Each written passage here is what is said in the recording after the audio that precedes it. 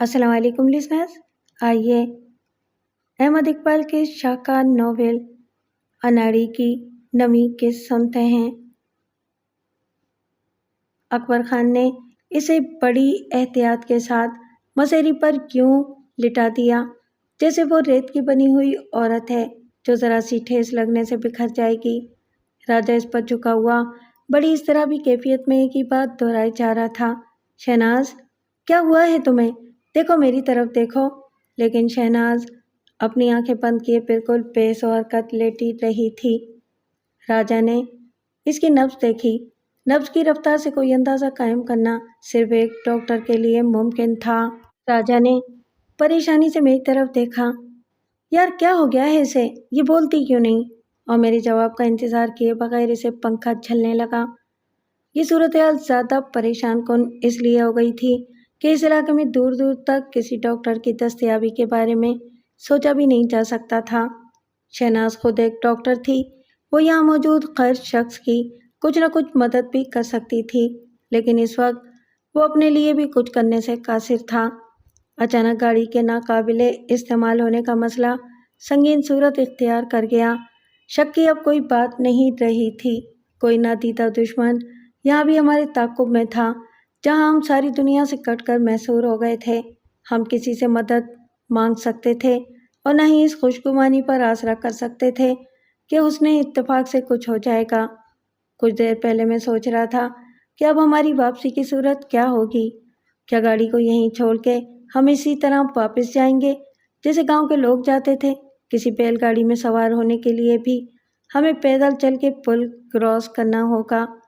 ٹیلا جوگیاں تک 8-10 میل کا یہ سفر آسان نہ تھا۔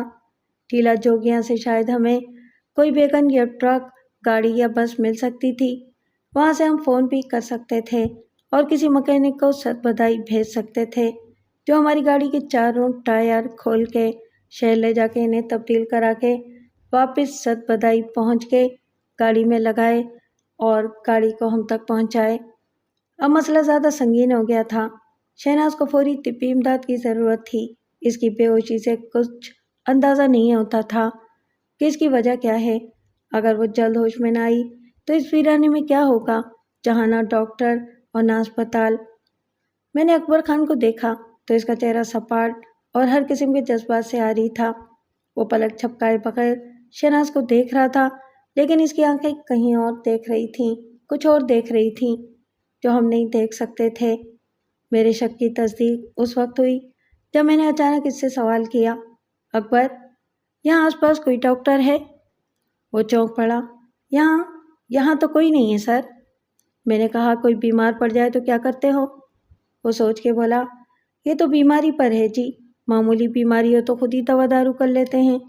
آگے پنڈ سخاوت کی مسجد کے مولوی صاحب دم درود کرتے ہیں، وہ حکیم بھی ہیں۔ میں نے کہا اپنے والد کا علاج کس سے کراتے ہو؟ کسی سے بھی نہیں۔ اسے کیا ہے، بڑھاپے کا علاج تو کوئی نہیں۔ میں نے کہا اکبر خان ٹھیک سے سوچو، ڈاکٹر کہاں ملے گا؟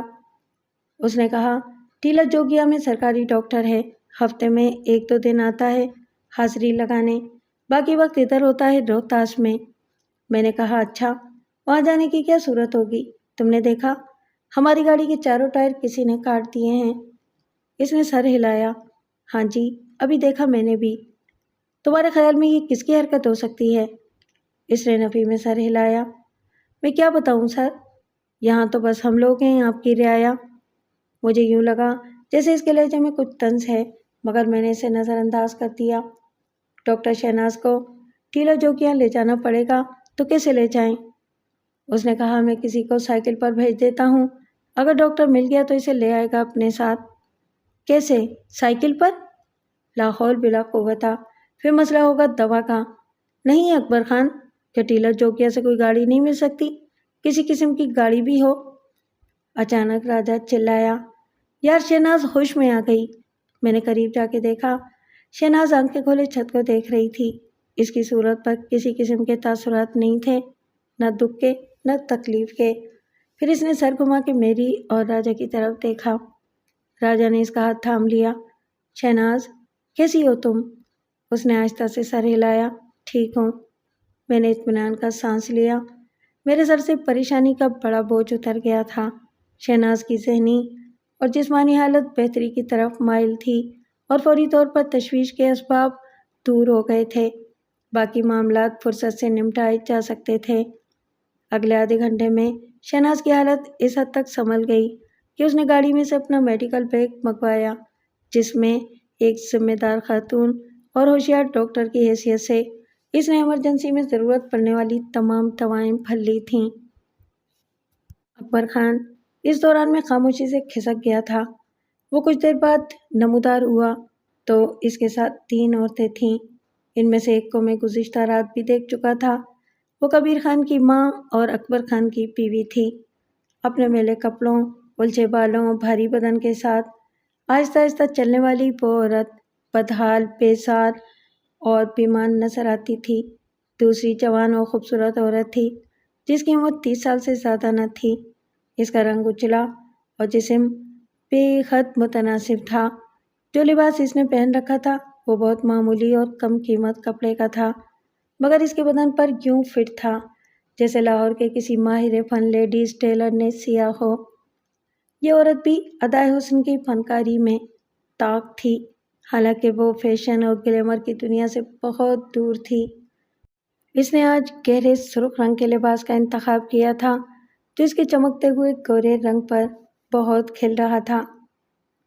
اس نے کسی بیوٹی پارلر سے میک اپ نہیں کروایا تھا اور اسے یہاں کچھ میسر بھی نہ تھا، مگر اصل بات یہ تھی کہ اسے سامان آرائش کی ضرورت ہی نہیں تھی۔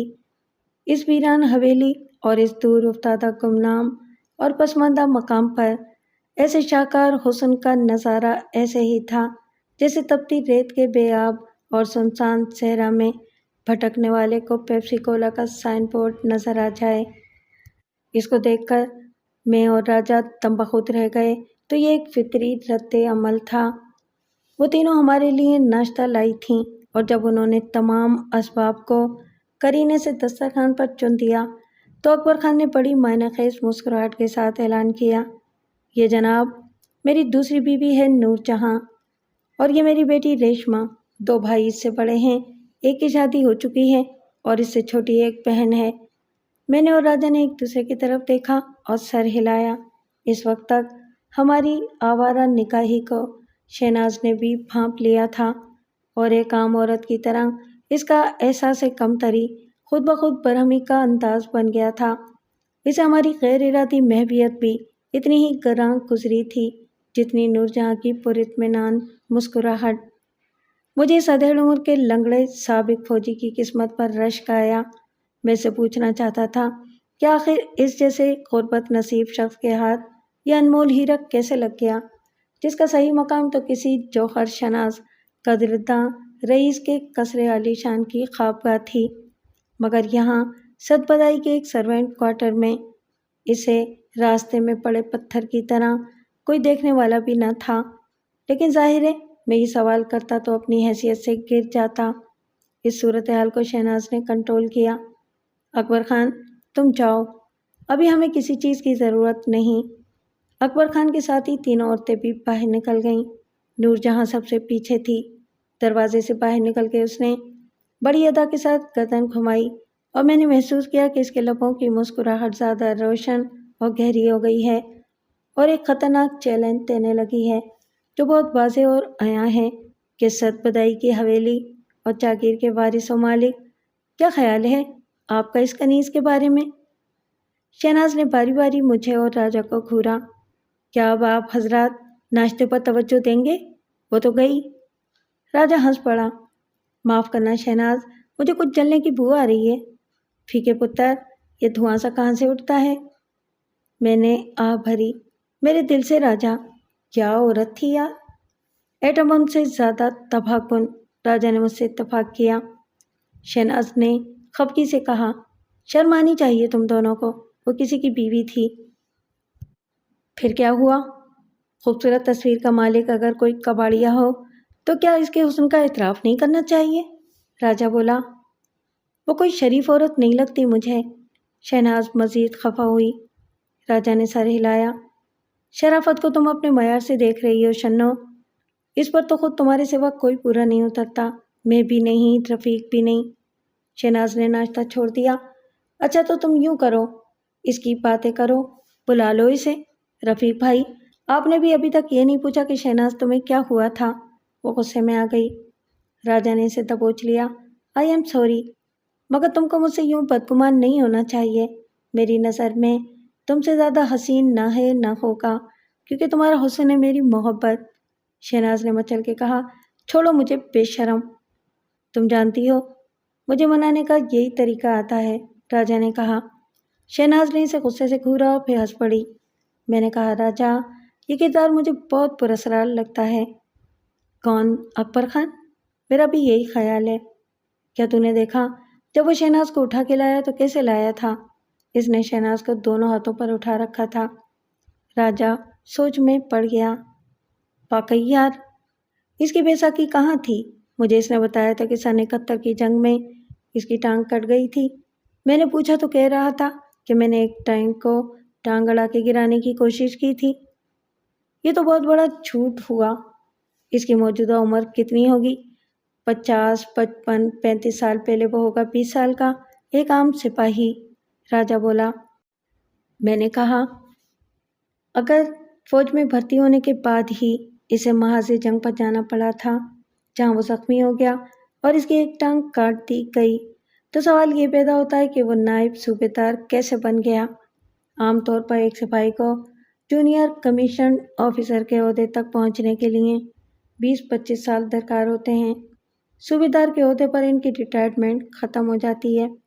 تاہم کچھ خوش قسمت ایسے ہوتے ہیں جن کو اعلیٰ کارکردگی کے انعام میں اعزازی طور پر کمیشن دے دیا جاتا ہے۔ وہ ریٹائرمنٹ کے بعد خود کو اعزازی لیفٹیننٹ یا کیپٹن لکھتے ہیں۔ اکبر خان کو ایک ٹانگ کٹ جانے کے بعد فوج سے ریٹائر کر دیا گیا۔ سوال یہ ہے کہ جو شخص 2-4 سال سروس میں رہا وہ نائب صوبیدار کیسے ہو گیا؟ راجا نے مجھ سے اتفاق کیا، یہ اس سے پوچھا جا سکتا ہے، لیکن ابھی نہیں۔ اس کا باپ اور دوسرے گھر والے سب سیدھے سادے لوگ ہیں اور ایسا لگتا ہے کہ اکبر خان سے سب ڈرتے ہیں۔ وہ سب پر حکم چلاتا ہے اور انہیں اپنے دباؤ میں رکھتا ہے۔ ابھی ہمارے پاس وقت نہیں ہے، ورنہ ہم معلوم کرتے۔ راجا پھر شہناز کی طرف متوجہ ہوا۔ یار، آخر ہم کتنی بار پوچھیں اور کس زبان میں پوچھیں کہ تم آدھی رات کو اکیلی ادھر کیوں گئی تھیں، اس درویش کے مزار پر جس کا نام بھی معلوم نہیں ہے؟ میں نے بھی کہا، ہاں، اکیلے میں ایسی کون سی منت مانی تھی؟ اور ہمارے لاہور میں جو مزارات ہیں، کیا وہاں حاضری دینے سے تمہارے دل کی مراد بر نہیں آئی تھی؟ کیا یہ کوئی اسپیشلسٹ پیر ہیں؟ یہ جانتے ہوئے بھی کہ ہم اسے چھیڑ رہے ہیں وہ چپ بیٹھی رہی۔ کچھ دیر بعد بولی، تم مذاق اڑاؤ گے؟ میں نے کہا، ہرگز نہیں۔ یہ بڑی عجیب سی بات ہے، اس نے قدرے تذبذب کے بعد کہا۔ جب ہم سونے کے لیے لیٹ گئے تھے تو مجھے نیند نہیں آ رہی تھی۔ مجھ پر حویلی کے پراسرار ماحول کا اثر تھا، بلکہ ایسا لگتا تھا جیسے باہر سے قدموں کی چاپ سنائی دی ہے اور برآمدے میں لوگ چل پھر رہے ہیں۔ میں نے سوچا کہ شاید یہی لوگ ہوں گے جو یہاں رہتے ہیں، حویلی کے ملازم۔ ممکن ہے کہ وہ رات کو باہر پہرا دے رہے ہوں۔ میں نے خوف دور کرنے کے لیے آیت الکرسی اور دعائے قنوت دہرائی۔ اس سے کچھ سکون حاصل ہوا اور نیند آ گئی، لیکن پھر آنکھ کھلی تو مجھے یوں لگا جیسے کمرے میں کوئی باتیں کر رہا تھا۔ میں اٹھ بیٹھی، کچھ دیر کان لگائے بیٹھی رہی اور پھر دعائیں دم کر کے سو گئی۔ دوسری بار میری آنکھ ایک روشنی سے کھلی جو کھڑکی کے شیشوں پر نظر آئی تھی۔ میں نے کہا، روشنی تو میں نے بھی دیکھی تھی۔ میں سمجھا باہر بادل ہیں اور بجلی چمک رہی ہے۔ باہر نکل کے دیکھا تو تم دونوں تالاب کی منڈیر پر پاؤں لٹکائے بیٹھے تھے۔ راجا نے حیرانی سے میری طرف دیکھا۔ میں تو سب سے پہلے سو گیا تھا اور سب اس وقت جاگا تھا جب تو نے جگایا۔ مگر میں نے تمہیں دیکھا تھا، تم دونوں باتوں میں مگن تھے، میں نے ڈسٹرب کرنا مناسب نہیں سمجھا۔ راجا ہنسا۔ تو نے اپنے آباء و اجداد میں سے کسی لیلا مجنو کو دیکھا ہوگا فیکے پتر، وہ بیٹھتے ہوں گے وہاں فلمی محبت کا منظر پیش کرنے کے لیے۔ میں تو ہرگز نہ جاؤں اس اجاڑ جگہ پر شہناز کے ساتھ، یہاں مٹی دھول کے سوا کچھ نہیں، اور یہ ڈرپوک کب جائے گی میرے ساتھ؟ شہناز نے اس کی تائید کی۔ ہاں رفیق بھائی، ہم جاتے تو آپ سے کیوں چھپاتے؟ میں نے کہا، کیا عجیب بات ہے، میں نے صاف دیکھا تھا تم دونوں کو۔ خیر ابھی اس بحث کو چھوڑو، آگے بتاؤ۔ میں بھی یہی سمجھی تھی کہ باہر بجلی چمکی ہوگی۔ اس وقت میں نے دیکھا تو راجا غائب تھا۔ راجا بولا، غائب تھا کا کیا مطلب خاتون؟ وضاحت فرمائیے۔ مطلب یہ کہ تم وہاں نہیں تھے جہاں سو رہے تھے۔ میں اٹھ کر دروازے تک گئی تو تم برآمدے میں کھڑے سگریٹ پی رہے تھے۔ راجا اچھلا، میں سگریٹ پی رہا تھا؟ تمہارا دماغ خراب ہے شنو؟ شہناز نے خفت سے کہا۔ مجھے بھی حیرانی ہوئی تھی، بلکہ غصہ آیا تھا کہ ایک بری عادت نہیں تھی وہ بھی لگ گئی ہے۔ تم چھپ چھپ کے سگریٹ پینے لگے ہو۔ میں واپس آئی، چپل پہنے پھر نکلی تو تم برآمدے میں کافی آگے ٹہلتے جا رہے تھے۔ میں تمہارے پیچھے پیچھے گئی، تم برآمدے سے نیچے اترے اور باہر جانے والے دروازے کی طرف بڑھے تو مجھے تعجب ہوا۔ پھر میں نے تمہیں آواز دی اور تم نے مڑ کے بھی دیکھا، مگر پھر آگے بڑھ گئے۔ میں نے کہا کہ راجا اس وقت کہاں جا رہے ہو؟ تو تم نے کوئی جواب ہی نہیں دیا۔ تم باہر نکل کے الٹے ہاتھ کی طرف گئے، وہاں گھنے درختیں اور جھاڑیاں بھی، تم ان کے پیچھے گئے تھے۔ جب میں وہاں گئی تو مجھے تم کہیں دکھائی نہ دیے، حالانکہ میرے اور تمہارے درمیان چند قدم ہی کا فاصلہ ہوگا۔ وہاں ایک پختہ قبر تھی، اس پر چادریں اور پھول وغیرہ پڑے ہوئے تھے۔ قبر کے گرد 4 ستون تھے اور ان پر چھت بھی نظر آ رہی تھی۔ میں نے تمہیں آوازیں دیں اور آگے گئی۔ قبر کے چبوترے کی 4 سیڑھیاں تھیں۔ میں نے اوپر چڑھ کے دیکھا تو اس کے بالکل پیچھے ایک جیسی بہت سی قبریں نظر آئیں۔ میں نے ہر طرف دیکھا اور تمہیں آواز دی۔ راجا نے دخل اندازی کی۔ پھر وہاں ایک سبز پوش نمودار ہوئے، لمبی اور لہراتی سفید داڑھی والے۔ انہوں نے کہا کہ لڑکی ہمیں راجا۔ شہناز نے نفی میں سر ہلایا۔ ایسی کوئی بات نہیں ہوئی، نہ مجھے کوئی روح ملی اور نہ ہی مجھے کوئی آواز سنائی دی۔ شنو، آخر میرے روپ میں تمہیں وہاں لے جانے والا کون تھا؟ راجا نے کہا، وہ تمہارے رفیق بھائی کے کوئی پردادا کے پردادا وغیرہ ہی تو تھے۔ میرا روپ بدل کے آ گئے تھے تمہیں برگلانے۔ مجھے تو وہاں عجیب سی خوشبو محسوس ہوئی، اسی نے میرے دماغ پر اثر کیا، یعنی جتنا بھی تھوڑا بہت دماغ ہے یا بھوسا ہے۔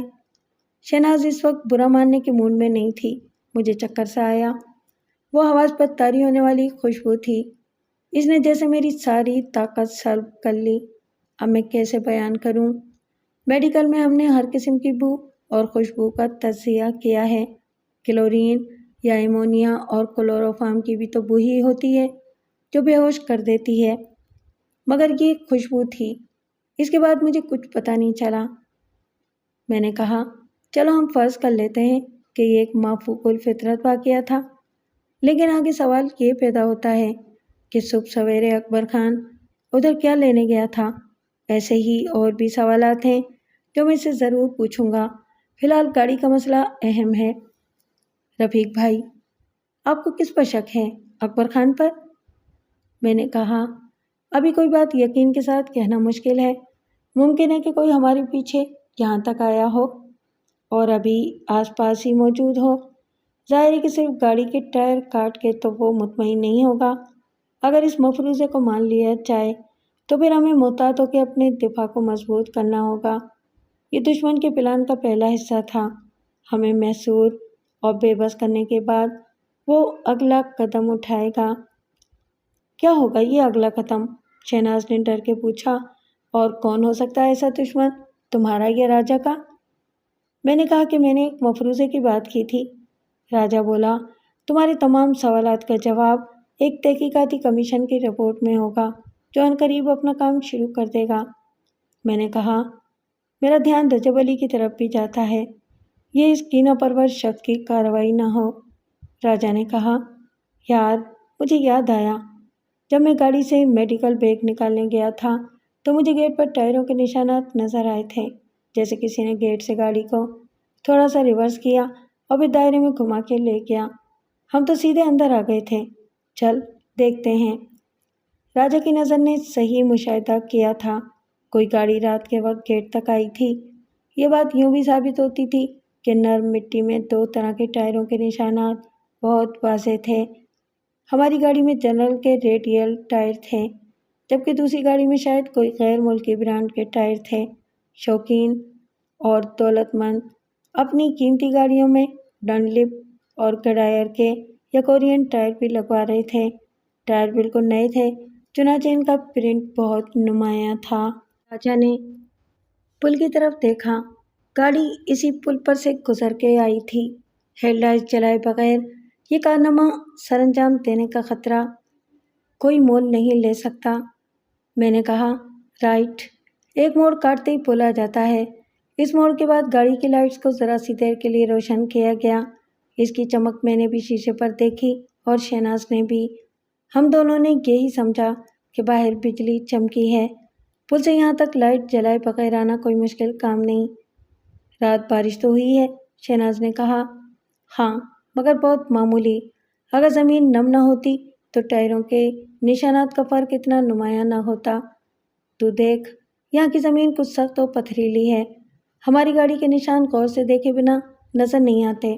اس کے علاوہ میری جاسوسی حس یہ بھی بتاتی ہے کہ وہ بڑی گاڑی تھی۔ ٹائروں کا دائرہ دیکھ کے اندازہ ہو جاتا ہے۔ میں نے کہا، یہ رجب علی خود کو بڑا خاندانی ظاہر کر رہا تھا، مگر ہے بہت کمینہ اور چھوٹا۔ صرف ٹائر کاٹ کے اس کے دل کو تسلی ہو گئی۔ راجا نے کہا، ہو سکتا ہے خود رجب علی نے کچھ نہ کیا ہو، اس کے چمچے بھی تو ہوں گے۔ کسی شاہ سے زیادہ شاہ کے وفادار نے کہا ہوگا کہ ان نئی شہری دولت مندوں کا دماغ درست کرنا ضروری ہے، جو یوں خاندانی رئیسوں کی آنکھوں میں آنکھیں ڈال کے بات کرتے ہیں۔ تو نے اس کے ڈرائیور کا جارحانہ منہ دیکھا تھا؟ وہ ایسا ظاہر کر رہا تھا جیسے ہمیں گولیوں سے بھون کے رکھ دے گا۔ میں نے کہا، ایک ڈرائیور کی اتنی جرت نہیں ہو سکتی کہ مالک کی مرضی کے بغیر اس قسم کی کارروائی کر سکے۔ اگر وہ پکڑا جاتا تو کیا بات رجب علی تک نہ پہنچتی؟ وہ خود بھی ہمارے رویے پر برہم تھا۔ یہ ہو سکتا ہے کہ کسی مشیر نے سزا تجویز کی ہو اور اس نے منظوری دیتی ہو کہ چلو انہیں تھوڑا سا سبق سکھا دو، مگر خبردار کوئی پکڑا گیا تو میں ان کے سامنے 10 جوتے اضافی لگاؤں گا۔ راجا نے کہا، چل دفع کر اسے، یہ بتا اب کیا کریں؟ میں نے کہا، ہم سب ٹیلا جوگیاں تک مارچ نہیں کر سکتے، ہمیں سے ایک جائے گا۔ اور اس ایک کا مطلب ہے میں؟ راجا نے ٹھنڈی سانس لی۔ عقل مند کو اشارہ کافی ہوتا ہے۔ راجا نے شکایت آمیز نظروں سے شہناز کو دیکھا۔ تم میرا دل رکھنے کے لیے تو کہہ سکتی ہو کہ تمہارے سنگ میں بھی چلوں گی پیا۔ میں یہ پورا گانا سنا سکتی ہوں مگر جاؤں گی نہیں، مجھے پیدل چلنے کی بالکل عادت نہیں، شہناز نے کہا۔ اگر سواری مل جائے، اکبر خان کی فیملی کے پاس سائیکل ضرور ہوگی، میں تمہیں بٹھا کے لے جا سکتا ہوں۔ میں نے کہا، ٹیلا جوگیاں میں فون ہوگا، ممکن ہے کہ کوئی گاڑی بھی مل جائے۔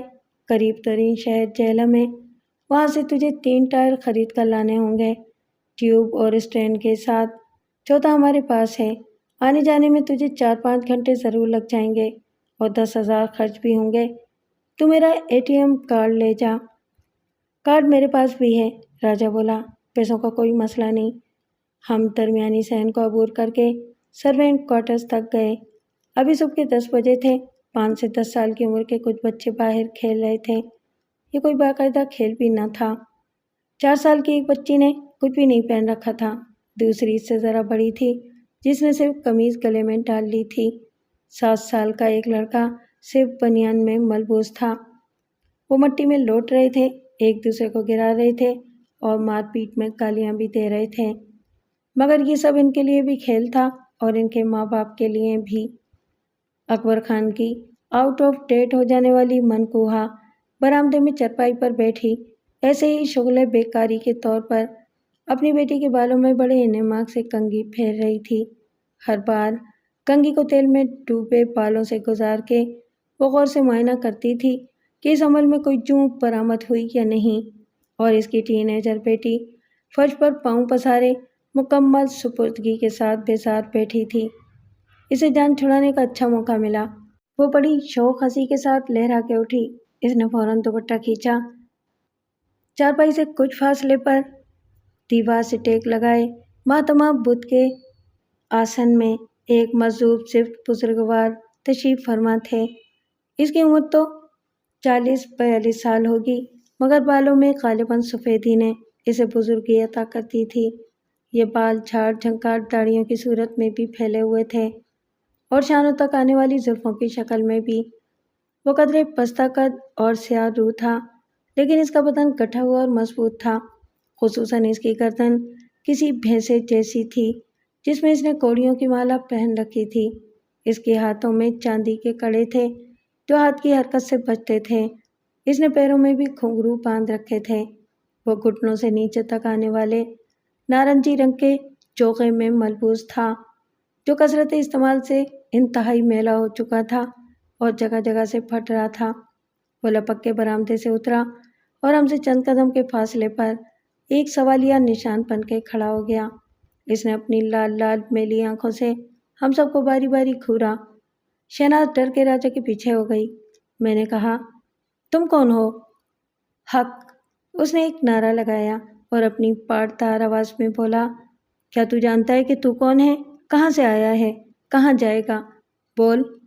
میں نے متانت سے کہا، اکبر کہاں ہے؟ اس نے ایک دم جھک کے زمین سے مٹی اٹھا لی اور میری طرف ہاتھ پھیلا کے ایک پھونک ماری۔ اکبر اعظم، سکندر اعظم، مغل اعظم، سب ایک مٹھی خاک، میں اور تو سب مٹی کے پتلے، سب مٹی۔ اگر میں فوراً پیچھے نہ ہٹتا تو ملنگ کی پھونک سے اڑنے والی مٹی میری آنکھوں میں پڑتی۔ خیریت گزری کہ اسی وقت اکبر خان کی بیوی خود کو سنبھالتی ہانپتی کانپتی آگے آ گئی۔ یہ میرا دیور ہے جی، اکبر خان کا چھوٹا بھائی اصغر، بڑا اللہ لوگ ہے جی۔ اللہ لوگ صاحب نے کے کہا لگایا۔ چھوٹا بڑا اصغر اکبر اور عزرا عنایت واپس تشریف لے گئے۔ میں نے کہا، مجھے اکبر خان سے کام تھا۔ وہ باپ بیٹا پیچھے ہوں گے، اس نے ہاتھ کے اشارے سے بتایا، اس وقت کھیت میں ہوتے ہیں۔ میں نے کہا، کسی بچے کو بھیجو اسے بلا کر لائے۔ اس سے پہلے کہ اکبر کی بیوی اپنے شوہر کی طلبی کے لیے کسی ذمہ دار، تابعدار اور برخوردار کا انتخاب کرتی، برآمدے میں کپڑے نچوڑنے والی خاتون نے چلا کے کہا، بھابھی سنائی نہیں دیتا؟ اندر الارم بج رہا ہے۔ چھوٹی بہو کی مراد اپنے سسر محترم جانو بابا سے تھی جو شاید بڑی بہو کو یاد کر رہے تھے۔ تو پوچھ لینا اٹھ کے، اکبر کی بیوی نے کہا۔ چھوٹی بہو یعنی مسٹر اللہ لوگ کی وائف نے تڑپ کے جو جواب دیا، اس کا مطلب آسان اردو میں یہ نکالا جا سکتا ہے کہ میری جاتی ہے جوتی، بڈھا مرتا ہے نہ جان چھوڑتا ہے، سارا دن پڑا چلاتا رہتا ہے۔ اس صورتحال کو افسوسناک ضرور کہا جا سکتا تھا مگر اسے بدلا نہیں جا سکتا تھا۔ میں اکبر خان کے انتظار میں کھڑا ماحول کا جائزہ لے رہا تھا کہ اکبر خان کی بیوی اندر آ گئی اور پھر باہر آئی۔ صاحب جی، جانو بابا آپ کو بلا رہا ہے۔ مجھے حیرانی ہوئی کہ اسے میری آمد کا علم کیسے ہوا۔ وہ اونچا سنتا تھا، باہر سے میری آواز اس کے کانوں تک نہیں پہنچ سکتی تھی۔ میں نے راجا اور شہناز کو وہیں رکنے کا اشارہ کیا اور پھر اس تاریک کمرے میں گیا جہاں جانو بابا قید حیات کے آخری ایام گزار رہا تھا۔ اندر ایک ناقابل بیان قسم کی بدبو تھی جس میں سانس لینا بھی دشوار تھا، مگر میں ضبط سے کام لیتے ہوئے اس چارپائی کے کنارے پر ٹک گیا جس پر جانو بابا کا خستہ تن ڈھانچہ پڑا ہوا تھا۔ اس نے میرا ہاتھ پکڑ لیا اور بولا، اور کون ہے یہاں جناب؟ میں نے اکبر خان کی بیوی کی طرف دیکھا اور وہ میری نگاہوں کا مطلب سمجھتے ہوئے خاموشی سے باہر نکل گئی۔ اب کوئی نہیں ہے، میں نے کہا۔ دراصل مجھے آپ کو کچھ بتانا تھا جناب، یہ جو میرا بیٹا ہے نا اکبر، آپ نے اس کو چابیاں سونپ کے اچھا نہیں کیا۔ میں نے حیرانی سے کہا، کیوں جانو بابا؟ وہ کب سے چاہتا تھا کہ میں چابیاں اسے دے دوں، مگر میں جانتا تھا اس کی نیت ٹھیک نہیں۔ اس نے کئی بار سختی کی، بدبخت ہے وہ، اس نے اپنے باپ کو مارا۔ جانو بابا رونے لگا۔ مار ڈالتا وہ مجھے اگر اس کی ماں بیچ میں نہ آتی۔ میں نے کبھی نہیں بتایا کہ چابیاں کہاں ہیں۔ وہ کچھ نہ چھوڑتا اگر چابیاں اسے مل جاتی۔ میری حیرانی بڑھ گئی۔ چابیوں میں ایسی کیا خاص بات ہے؟ آپ کو نہیں معلوم جناب؟ انہوں نے آپ کو کچھ نہیں بتایا؟ بڑے مالک نے؟ عقیل احمد نے؟ سرکار، برا مت مانے، میں پرانے وقتوں کا بڈھا آدمی ہوں، آپ کے والد اور دادا کا نمک کھایا ہے۔ ایک بات کہوں؟ میں نے کہا، تم کہو جو کہنا چاہتے ہو۔ جناب، یہاں ہم اپنے سے بڑوں کا نام نہیں لیتے۔ آپ چھوٹے مالک ہیں، وہ بڑے مالک ہیں، وہ آپ کے دادا ہوتے ہیں۔ میں نے سخت شرمندگی محسوس کی۔ تم نے بہت اچھا کیا جانو بابا، لندن میں رہ کے میں یہاں کے سارے ادب آداب بھول گیا تھا۔ مجھے دادا ہی کہنا چاہیے تھا، ان کا نام نہیں لینا چاہیے۔ کیا بڑے مالک نے یہ نہیں بتایا کہ یہاں پرانی حویلی اور آبائی زمین کے علاوہ کیا ہے؟ نہیں، اس کے علاوہ بھی کچھ ہے۔ حویلی کے جو کمرے بند ہیں ان میں 150 سال میں جمع ہونے والی بہت سی قیمتی چیزیں ہیں۔ آپ کے خاندانی نوادرات کا بہت بڑا ذخیرہ ہے۔ میں نے خود آپ کے دادا کی خدمت کی ہے اور ان کے دادا کے زمانے کے سونے چاندی کے برتن استعمال ہوتے دیکھے ہیں۔ آپ کے والد کے زمانے میں ولایتی چینی کے برتن آ گئے تھے، سونے چاندی کے ظروف محفوظ کر دیے گئے تھے۔ میں دم بخود رہ گیا۔ اگر وہ سونے چاندی کے برتنوں میں کھاتے تھے تو ہیرے جواہرات اور زیورات بھی ہوں گے۔ کیوں نہیں جناب، ان کی بیگمات کیا عام عورتیں تھیں؟ ان کا سارا زیور بھی محفوظ ہے، لیکن اس کے بارے میں مجھے زیادہ علم نہیں۔ وہ سب تجوریوں میں رکھا جاتا تھا اور تجوریاں خفیہ ہوتی تھیں۔ صرف مالک جانتے تھے کہ وہ کہاں ہیں اور کیسے کھولی جا سکتی ہیں۔ میں نے کبھی کسی کو تجوری کھولتے نہیں دیکھا۔ دراصل بن بلائے ہم ہر جگہ نہیں جا سکتے تھے، خاص طور پر خوابگاہ میں۔ یہ چابیاں ان کی امانت تھیں، میرا کام حفاظت کرنا تھا، تلاشی لینا نہیں۔ وہ بولتے بولتے ہانپنے لگا۔ میں نے اس شخص کو دیکھا جس نے اپنی تمام زندگی کتابی اصولوں کے مطابق صراط مستقیم پر چلتے گزار دی تھی۔ جس کے مطابق وہ خادم تھا تو مالک نہیں ہو سکتا تھا۔ اس نے نمک کھایا تھا تو نمک حرامی نہیں کر سکتا تھا، محافظ تھا تو چور نہیں بن سکتا تھا۔ اس نے غربت اور افلاس کو برداشت کیا، سختی جھیلی، دکھ اور بیماری کا مقابلہ کیا، مگر اس خزانے میں سے جس پر اسے مکمل اختیار حاصل تھا، اپنے لیے 1 روپیہ نہیں لیا۔ ایک عام آدمی زندگی کے ایسے پر آزمائش دور میں کمزور پڑ جاتا ہے، اس کا ایمان متزلزل ہونے لگتا ہے۔ شیطان اس پر غلبہ پانے کے لیے لالچ اور ہوس کے ہتھیاروں سے یلغار کرتا ہے، اسے ورغلاتا ہے کہ ڈرتے کیوں ہو، مالک کہاں ہیں کہ انہیں کچھ پتہ چلے، اور انہیں پتہ چل بھی گیا تو وہ جیل نہیں بھیج دیں گے۔ تمہارے پاس ضرورت کا جواز ہوگا، وہ تمہیں معاف کر دیں گے۔ لیکن وہ پرانے وقتوں کا جاہل بڈھا اپنی تمام ترغیبات اور مجبوریوں کے تقاضوں کے سامنے چٹان بن کے کھڑا رہا تھا۔ میرے لیے یقین کرنا دشوار ہو رہا تھا کہ میں 21ویں صدی میں ایمانداری، خدا ترسی اور فرض شناسی کا ایسا کامل نمونہ دیکھ رہا ہوں۔ اب وہ میری حفاظت کا فریضہ پورا کر رہا تھا، مجھے سمجھا رہا تھا کہ مجھے کیا کرنا ہے اور کیا نہیں کرنا ہے، مجھے خبردار کر رہا تھا کہ میرے دشمن کون ہیں۔ میں جو مالکوں کی 3ری یا 4تھی نسل سے تعلق رکھتا تھا، اس کے لیے اتنا ہی محترم تھا جتنا پہلے والے مالک تھے۔ ایک بات اور بتا دوں مالک، کچھ دیر کے لیے میرے ذہن میں اس کی باتوں سے ہٹ گیا تھا۔ معلوم نہیں اتنی دیر میں اس نے کیا کیا کہا اور کیا بتایا۔ اگر آپ کی ملاقات بڑے مالک سے ہو یا بات ہو، میں نے کہا، جانو بابا، کیا تمہیں معلوم نہیں، مجھے وارث مقرر کرنے کے بعد تمہارے بڑے مالک یعنی میرے دادا عقیل احمد کا انتقال ہو گیا تھا۔ وہ کچھ دیر خاموش رہا۔ آپ نے کیا کہا چھوٹے مالک؟ میں نے کہا، تمہارے بڑے مالک اب اس دنیا میں نہیں رہے، ان کی وفات لندن میں ہی ہو گئی تھی۔ اس نے آہستہ سے کہا، انا للہ و انا الیہ راجعون، اللہ ان کی مغفرت کرے۔ کیا انہوں نے کبھی میرا ذکر کیا تھا؟ جانو بابا کا دل رکھنے کے لیے کہا، ہاں، انہوں نے کہا تھا کہ وہاں ایک شخص ہے جس پر میں سب سے زیادہ اعتماد کرتا ہوں، اس کا نام جان محمد ہے، وہ تمہیں سب بتا دے گا، تم بھی اس پر بھروسہ کر سکتے ہو۔ اس کی آنکھوں میں ایک چمک سی آئی۔ ٹھیک کہا نا انہوں نے مالک، اب بڑے اور چھوٹے کی بات تو ختم ہو گئی، آپ ہی مالک ہو، جب تک سانس ہے میں آپ کی خدمت کرتا رہوں گا۔ کسی کو یہ بات نہ بتائیں، میں اونچا سنتا ہوں، نہ ہی میرا حافظہ خراب ہے، یہ سب میں نے خود کو بچانے کے لیے مشہور کیا تھا۔ اکبر خان مجھے مار بھی نہیں سکتا تھا۔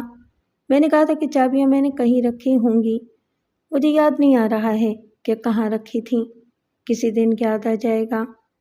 بہت سی باتیں میں سنتا تھا جن سے مجھے اس کی نیت کا اندازہ ہو جاتا تھا، مگر میں ظاہر یہی کرتا تھا کہ میں نے کچھ نہیں سنا۔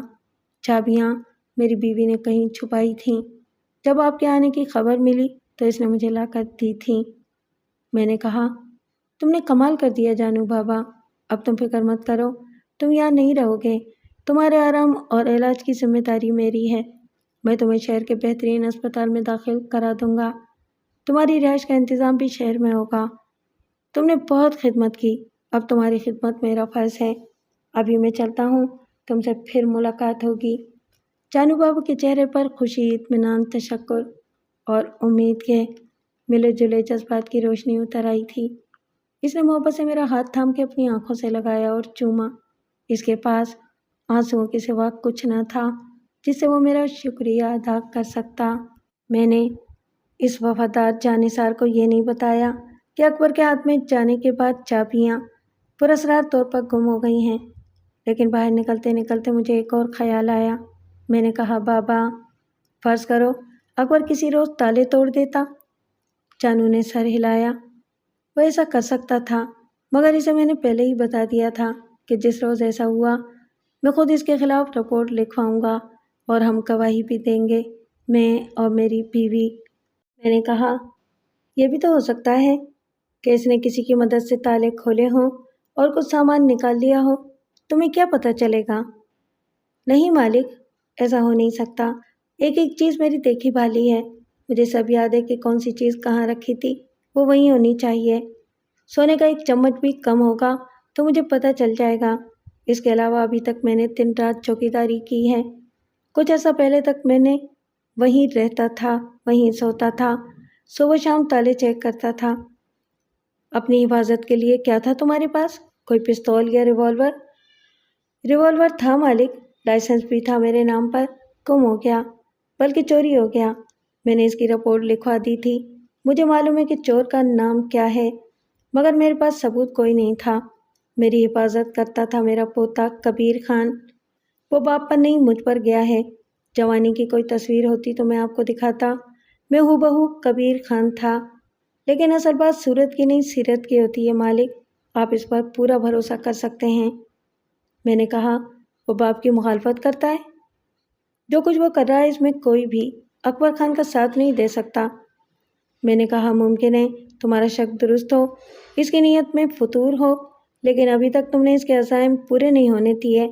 क्या इसके अलावा भी कोई बात है? बहुत सी बातें हैं मालिक।